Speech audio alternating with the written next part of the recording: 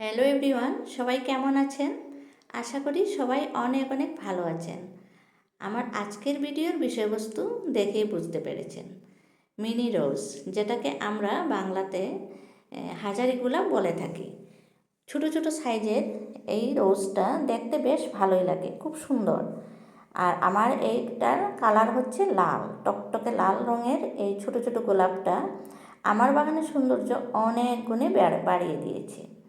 তাই বন্ধুরা, আপনারাও নিশ্চয়ই বাগানে এই ফুলটা চান, আর যদি চান তাহলে বসিয়ে দিতে পারেন। বসানোটা আমি বলছি, আর সমস্ত পরিচর্যার বিষয়ে আমি একটু আপনাদের সাথে টিপস শেয়ার করছি, যেটা ফলো করলে আপনাদেরও কাজে লাগবে। আসুন তাহলে পরিচর্যা কিভাবে করা যায় সেটাই বলি। এই ছোট ছোট সাইজের গোলাপটা প্রায় 12 মাসই দেখা যায় গাছে। আমার এই গাছটা আমি বসিয়েছি প্রায় 2 বছর আগে, আর এই গাছটা থেকে আমি অনেক কাটিং নিয়ে আরও নতুন করে গাছ করছি, সেগুলো আমি আপনাদের সাথে অবশ্যই শেয়ার করব। এই ফুলটা সংখ্যায় অনেক বেশি পরিমাণে হয়ে থাকে, একেবারে থোকায় থোকায় হয়। কিছুদিনের মধ্যে আমার কাছে আরও ফুল হবে, অনেক কলি এসেছে। আর দেখুন গাছটার গ্রোথ কত সুন্দর হয়েছে। আমি এই গাছটা যখন বসিয়েছিলাম তখন মাটির পটে বসিয়েছি, আর ড্রেন সিস্টেমটা খুব ভালো করে দিয়েছি, কারণ গোলাপ ফুল বেশি জল পছন্দ করে না। আর যদি নিচের দিকে জল জমা হয়ে থাকে তাহলে কিন্তু অনেক ফাঙ্গাস লেগে যায় গাছগুলোতে। গাছের রেগুলার রুটিন মাফিক খাদ্য দিতে হবে, তারপরে হচ্ছে রেগুলার এই ফাঙ্গিসাইড, পেস্টিসাইড এগুলোও ব্যবহার করতে হবে। আর আমি যেহেতু রাসায়নিক কোনো পেস্টিসাইড ব্যবহার করি না, তাই আমি ঘরোয়া হিসাবে কী ফাঙ্গিসাইড ব্যবহার করি সেটা আজকে আপনাদেরকে দেখাবো। তো চলে আসলাম কিছুদিন আগের ভিডিওতে, যে ভিডিওটা আপনাদের জন্যই আমি শেয়ার করে রেখেছি। দেখুন তখন কচি কচি পাতা আসছে, আর গাছে তেমন ফুল ছিল না।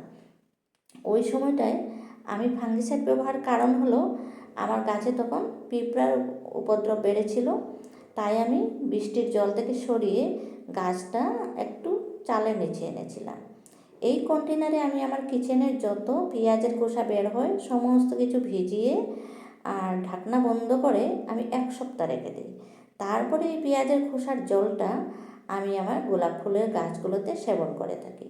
কারণ আমার এই মাটিতে, এই পটের মাটিতে অনেক পিঁপড়া হয়ে গেছিলো। পিঁপড়া এই মাটিটা একেবারে নষ্ট করে দিয়েছিল। ওই সময়টায় আমি যদি এই ফাঙ্গিসাইডটা ব্যবহার না করতাম তাহলে আমার আজকে এত ফুল পাওয়া সম্ভব হতো না।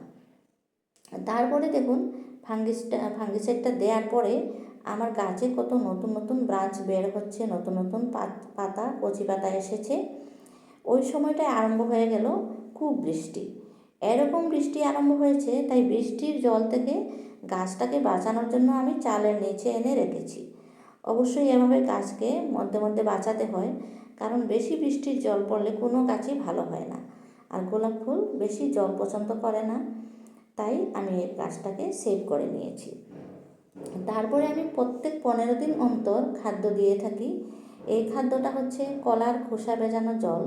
আমি এই কন্টেনারে পচা কলা, কিছু কলার খোসা এগুলো ভিজিয়ে রেখেছি জল দিয়ে, ঢাকনা বন্ধ করে 1 সপ্তাহ রেখেছি। কারণ কলার খোসাতে রয়েছে প্রচুর পরিমাণে পটাশিয়াম, আর আমি যেহেতু রাসায়নিক সার ব্যবহার করি না, পটাশিয়াম সার আমি ব্যবহার করি না, তাই আমি কলার খোসা থেকে সেই পটাশিয়ামের ব্যবহার করি। সেটার আমার গাছে যাতে কোনো হয় না, পটাশিয়ামের কোনো অভাব হয় না। তাই বন্ধুরা, আমি এভাবে করে কলার খোসার জল তো দিয়েই দিলাম। তারপরে হচ্ছে আমি 1 সপ্তাহ 15 দিন পরে যখন কলার খোসার জল দিয়েছি, নেক্সট 15 দিন পরে কিন্তু আমি কলার খোসার জল দেব না, আমি দেব কিচেন ওয়েস্ট ভেজানো পচা জলটা। সেটা হচ্ছে আমি বানিয়ে থাকি, এটা পাক জল বলা হয়, সেই পাক জলটা আমি ব্যবহার করে থাকি। আপনারাও যদি এভাবে করে গাছ লাগান, আপনার বাগানেও হয়ে যাবে এরকম থোকায় থোকায় মিনি রোজ, অনেক আসবে।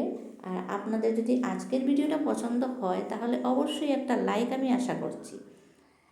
আর আমার চ্যানেলে যদি আজকে প্রথম এসেছেন তাহলে অতি অবশ্যই আমার চ্যানেলটাকে সাবস্ক্রাইব করে দেবেন, এইটুকু আমি আশা রাখছি আপনাদের কাছে। অনেক ব্রাঞ্চ বের হয়েছে গাছটাতে। সবাই ভালো থাকুন, হ্যাপি গার্ডেন।